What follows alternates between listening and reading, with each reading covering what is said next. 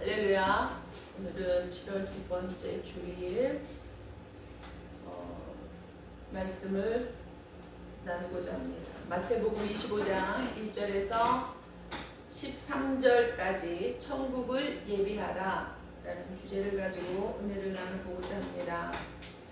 오늘 이 말씀 속에서 예수님께서는 인간의 그 본성이 얼마나 연약하고 인내심이 없는가 하는 것을 너무도 잘 아셔서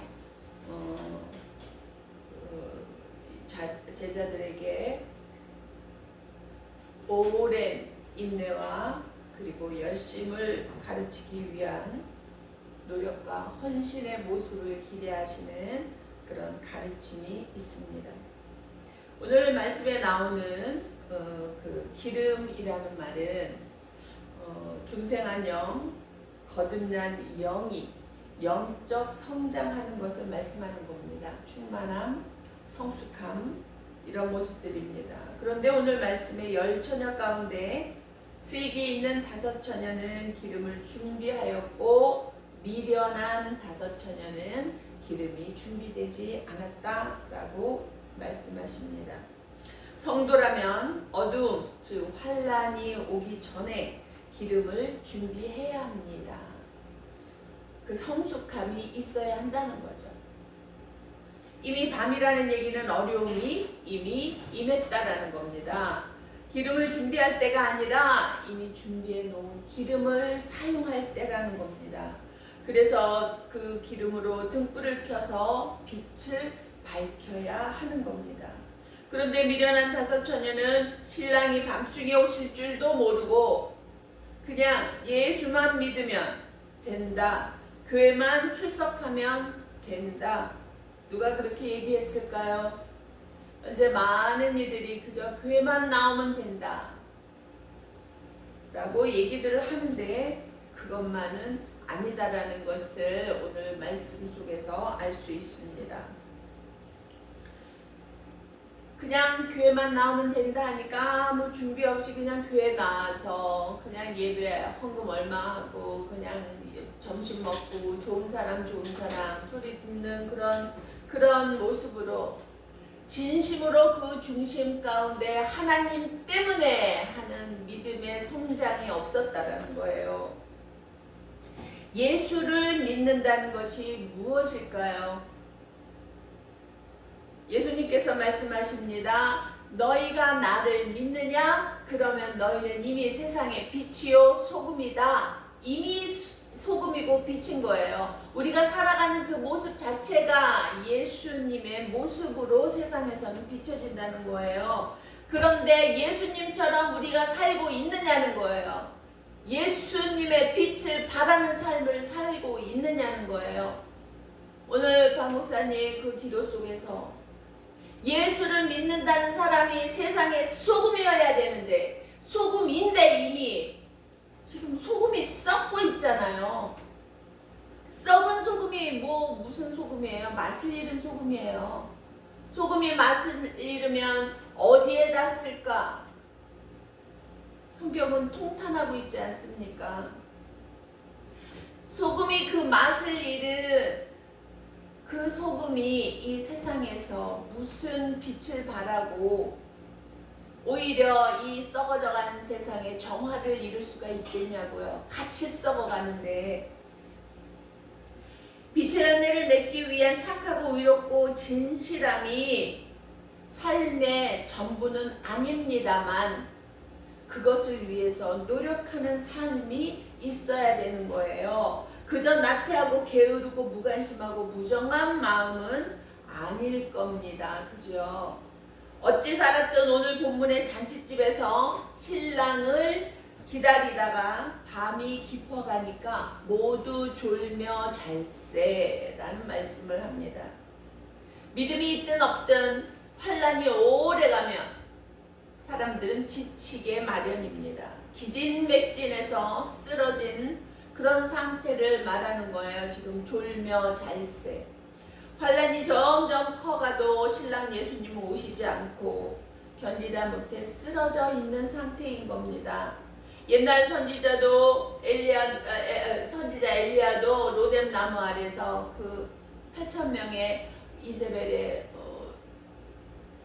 그 제사장들을 죽이고도 그 엄청난 일을 하고도 로뎀 나무에서 잠이 들었어요. 이제 나를 데려가세요 라고 자기 삶을 포기하는 기도를 하기도 합니다. 주님의 길을 예배하던 세례 요한도 감옥에 갇혀서 정말 소망 없는 이 세상을 바라보면서 예수님의 행적을 들었어요. 그래서 제자들을 보냅니다.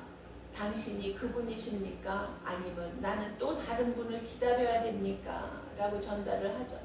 그러니까 예수님께서 뭐라 하세요? 네가 본 그대로 가서 전달해라. 내가 예수다라는 말씀입니다. 그와 같이 엄청난 세상에 큰 힘을 발휘하던 주의 종들도 지치고 낭망할 때가 있어요. 그럴 수도 있어요.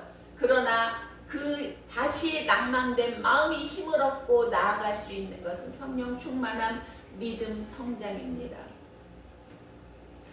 밤의 의미는 어려움이나 환난이나 고통을 뜻하는 겁니다. 그런데 그 밤은 누구에게나 옵니다. 우리가 구원을 받았어도 환난을 당합니다. 인생은 환난을 당합니다. 신랑이 아무리 기다려줘 오지 않고 밤이 점점 깊어가니 미련한 처녀도 졸고 슬기 있는 처녀도 졸고 그렇게 다 잔칫집에서 그 신랑 오기를 기다리는 자들이 졸기를 시작합니다. 그때 신랑이로다 맞으러 나오라 라는 소리가 들려요. 모두 깨어납니다. 그 본문을 볼까요? 이에 그 처녀들이 다 일어나 등을 준비할세 미련한 자들이 슬기 있는 자들에게 이르되 우리 등불이 꺼져가니 너희 기름 좀 나눠 달라. 구원의 은혜는 우리가 모두 주님의 핏값으로 다 받았습니다. 예수를 믿는 믿음만 있어 그 입술로 내가 예수를 믿습니다 시인하면 구원에 이른다고 성경이 말씀하고 있습니다. 그런데 그것을 성령 충만함을 받고 믿음을 성장시켜 나가는 것은 믿는 자들의 몫입니다. 슬기 있는 처녀들은 준비한 기름을 등에 부어서 신랑을 맞으러 나가는데 미련한 처녀는 등에 부을 기름이 없어요. 그러자 슬기 있는 처녀들에게 기름 좀 나눠달라고 하는 겁니다. 다시 말씀드립니다. 구원의 은혜는 다 같이 받았어도 믿음의 크고 작음은 각자의 몫인 겁니다. 나눠줄 수 있는 것이 아니에요. 마치 힘이 센 사람이 힘이 아주 강력해서 넘쳐나는 힘이 약한 누군가에게 줄 수 있는 것, 그리고 그 약한 자가 받을 수 있는 것 아니지 않습니까? 그와 같습니다. 나의 믿음은 나의 것이고 너의 믿음은 너의 것인 거예요. 어둠 속에서 빛을 내야 하는데 기름이 없어요. 준비가 안 되어 있으면 어쩔 수가 없습니다. 예수님께서 말씀하시잖아요. 내 마음을 다하고 목숨을 다하고 뜻을 다하여 주 너의 하나님 아버지를 사랑하라. 이것이 첫째 되는 계명이다라고 했습니다. 계명으로 정해놓으신 거예요. 계명은 하나님의 명령을 말씀하시는 거고요. 해도 되고 안 해도 되고 그런 것이 아니라 해야만 하는 것입니다. 무서운 환난과 핍박이 올 때 믿음을 지키는 것이 얼마나 어려운 일인가 우리는 생각할 수 있습니다. 그런데요, 환난과 핍박뿐만이 아니라 누군가 내 자존심 조금 건드리면 그래 관두자까짓 거 내 더럽고 치사해서 안 한다.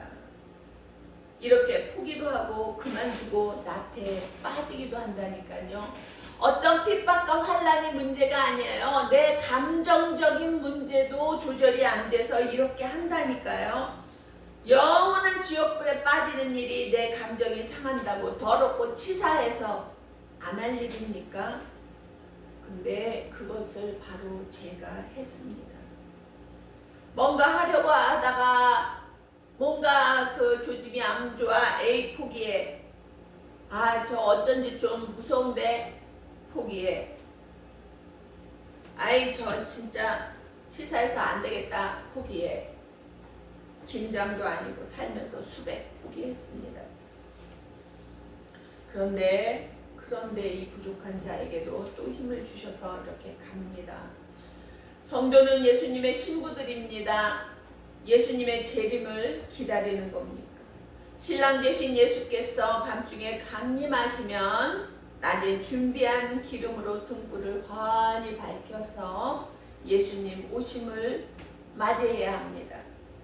평소에 기름 준비를 잘한 사람이 환난 때에는 신앙의 빛을 비칠 수가 있습니다. 그러나 평소에 기름을 준비하지 못한 성도는 환난이 오면 앞이 캄캄해요.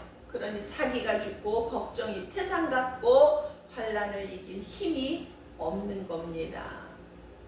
우리가 지금까지 기름 준비를 해야 할 시간을 다 낭비하고 기름 준비를 못한 것을 회개해야 합니다. 그리고 지금부터라도 힘써 기름 준비를 해야 합니다. 그런데 기름 준비하려면 자기에 있는 것을 팔아서 사라 라고 말씀하십니다. 팔아서 산다는 것은 자기와 자기에게 있는 것을 희생하여서 믿음을 지킨다는 뜻이에요. 뭔가 물건을 사듯이 믿음을 살 수 있는 게 아니라는 겁니다. 세상의 것과 인간의 썩어질 것을 희생해서 하늘의 것, 영적인 것을 진리로 된 영원한 것을 맞바꾸라는 거예요. 내 영이 점점 부요해지고 힘이 커져서 믿음의 능력이 쌓이게 되면 그 과정은 어떤 작은 시험 하나를 이겨내고 또 통과하면 조금 더 힘이 생겨서 또 조금 더 큰 시험 이겨내고 그렇게 성장해 나가야 되는 거예요. 어디서 짧은 어떤 영상을 봤는데 어떤 자리에서 성공한 사람이 하는 말이에요. 어떻게 이 자리까지 올 수 있었습니까? 어려움이 많으셨을 텐데요. 그랬더니 먹먹하게 가슴이 먹먹한지 말을 못 이어요. 그러더니 한마디 합니다. 버텨요. 세상도 알아요. 어려운 시험이 오면은 그거는 버텨내라는 거지 피해가라는 게 아니에요. 피해가요. 거기에 또 다른 시험이 있습니다. 넘어가야 돼요. 파도가 밀려오지요. 옆으로 핸들을 돌리면 배가 전복이 됩니다. 그런데요, 그 파도를 마주해서 롤링해서 가면은 파도를 넘어갈 수가 있대요. 파도를 피하면은 파도가 와서 옆구리를 치니까 그냥 배가 뒤집어지는데 파도가 올 때 정면으로 배 키를 잡고 정면으로 넘어가면은 파도를 넘을 수가 있답니다. 물이 앞에 배가 뾰족하잖아요. 그러니까 물길이 갈라지면서 길이 열리는데 핸들을 틀었다 하면 그냥 와서 파도가 쳐서 면이 넓으니까 그냥 배가 넘어간다는 거죠. 세상 이치도 그래요. 세상 사람 그거 다 알아요. 그런데 예수 그리스도를 믿는 우리들은 오히려 자꾸 피하려고 해요. 어려움만 있으면 피하려고 해요. 그게 순하고 선하고 아름다운 거 아닙니다.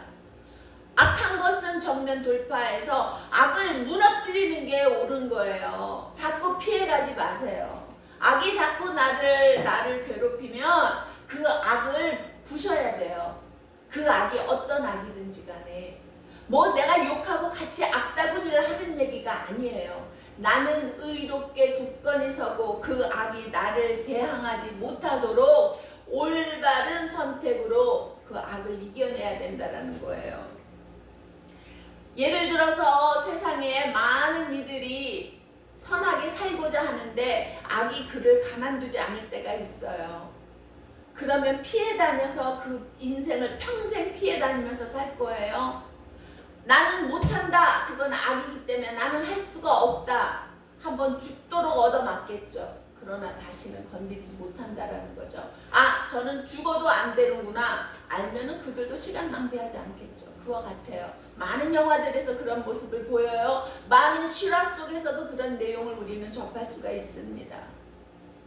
그와 같이 우리는 기름 준비를 하려면 버티고 넘어서고 점차 능력을 키워가야 하는 겁니다. 예수님도 말씀하셨어요. 물질이 있는 곳에 내 마음도 있다. 내가 무언가를 들여서 그것을 준비할 때 거기에 가치가 있다라는 거예요. 나는 아무것도 하지 않는데 거기에 무슨 가치가 있느냐고요.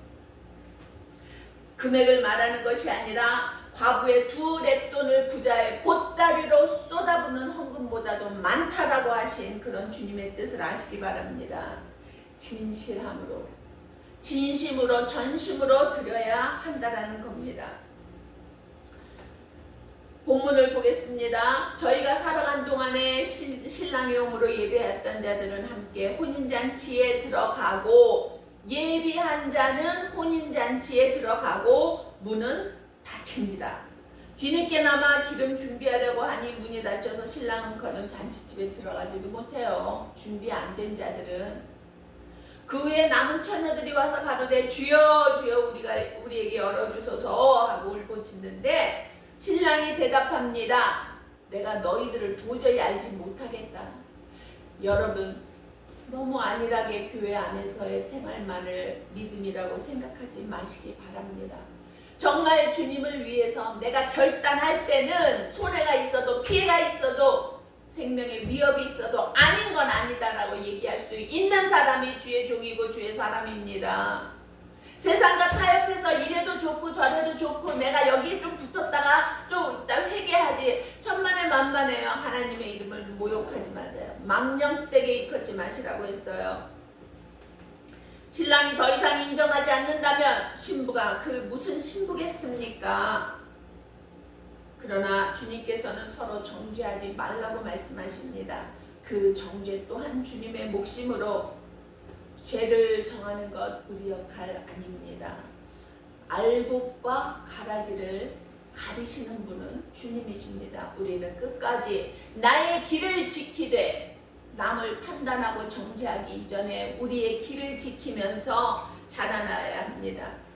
그러면은 예수님께서 추수 때에 가라지와 알곡의 모습을 확연히 구분되어지는 성장 과정 속에서 교회 안에서의 우리 삶을 말하는 거예요. 성장 과정은 몰라요. 다 선하고 웃고 좋은 소리로 좋은 목소리로 얘기를 하니 다 선하고 다 아름다워요.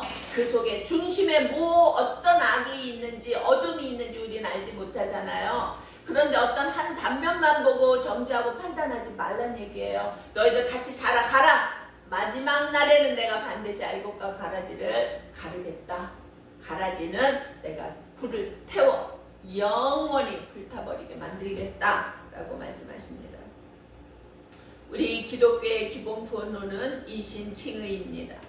믿음으로 의롭다 칭함을 받는다라는 겁니다. 그러나 믿음의 정의는 하나님의 말씀이 내 안에 있어 내가 그 말씀을 의지하는 믿음으로 살아가고 있느냐를 보시는 거예요. 내 안에 하나님의 말씀이 살아있지 않고 내 주장이 먼저 가고 있다면 그것은 이신 칭의된 자가 아닙니다. 기억하시기 바랍니다. 무슨 교회 장로네 집사네 하며 정치판에서 예수님 이름 팔고 자기 욕심 채우는 사람들 보면 정말 두렵습니다. 저들이 어떻게 되어져 갈까? 살아계신 하나님의 손에 빠져 들어가는 것이 두려울지죠. 히브리서에 하나님의 이름을 망령되이 일컫는 자들을 향해서 외쳤습니다. 이 경고의 말씀에 귀를 기울이는 하나님의 사람들이 되어야 할 것입니다. 예수 믿는다더니 별거 없네. 혹시 내가 그런 말을 듣는 삶은 아닐까? 돌아보시기 바랍니다.